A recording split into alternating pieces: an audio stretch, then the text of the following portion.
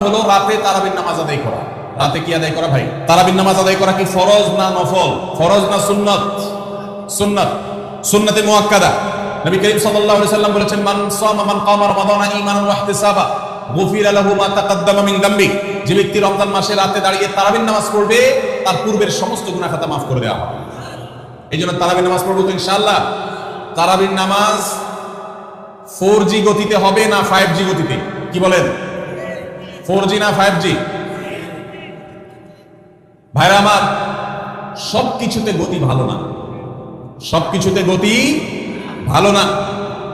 নেটের গতি যত বেশি হয় তত ভালো, কিন্তু নামাজের গতি, ইবাদত, সিজদার গতি, তারাবির গতি যত কম হয়, যত ধীরে ধীরে হয়, যত শান্তশিষ্ট ভাবে হয়, তত আল্লাহর কাছে বেশি মর্যাদাবান হয়। অতএব মহল্লার হাফেজ সাহেবদেরকে তাড়াতাড়ি নামাজ শেষ করার জন্য দৌড়ের উপর রাখবেন। ক্রিকেট খেলা আছে হুজুর, আজকে একটু খেয়াল রাখেন, বলবেন। ভাইরা আমার, আমরা তারাবির নামাজের কথা যখন স্মৃতিতে, কল্পনায় আমরা ভাবি, তখন আমাদের স্মৃতিতে তুফান মিল মার্কা একটা নামাজ ভেসে উঠে, ঠিক না ঠিক? 5 ওয়াক্ত নামাজ এত তাড়াহুড়া করা হয় না তারাবি যত। অথচ তারাবি এটা তাবিহাত এর বহু বচন, আরবি শব্দ, যার অর্থ হলো আরামের সাথে, ধীরস্থিরতার সাথে, রেস্ট করে করে যে নামাজ আদায় করা হয় তার নাম তারাবি। নাম হলো আরামের সাথে করা, আর আমরা করি ব্যারামের সাথে তাড়াহুড়ো। এই জন্য এলাকা এলাকা তারাবি ধীরে ধীরে পড়ার জন্য উদ্যোগ নেবেন তো ইনশাআল্লাহ।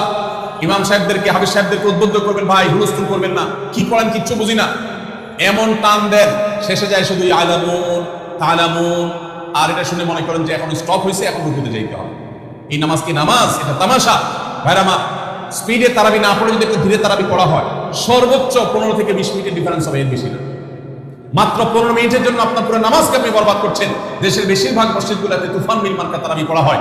এই তারাবি আল্লাহর কাছে কতটা গ্রহণযোগ্য হবে, এটা যথেষ্ট প্রশ্নবিদ্ধ বিষয়। আল্লাহ তাআলা আমাদের সবাইকে ধীরস্থিরতার সাথে খুব শান্তভাবে তারাবির নামাজ আদায় করার তৌফিক দান। চেষ্টা করা যাবে না ইনশাআল্লাহ। ভাইরা আমার, আল্লাহ রাব্বুল আলামিন নামাজের ক্ষেত্রে হুলস্থুলতা পছন্দ করেন। যার নামাজ যত বেশি সময় নিয়ে আদায় করেন, তিনি আল্লাহর কাছে তত শ্রেষ্ঠ, তত ভালো নামাজ। আর যার নামাজে যত হুলস্থুল করা হয়, তার নামাজের কোয়ালিটি, মর্যাদা আল্লাহর কাছে তত কম। অতএব আমরা রমজানের তৃতীয় আমল জানলাম তারাবির নামাজ, এবং সেটা ধীরস্থিরতার সাথে আদায় করবো। আল্লাহ আমাদের তৌফিক দান করুন।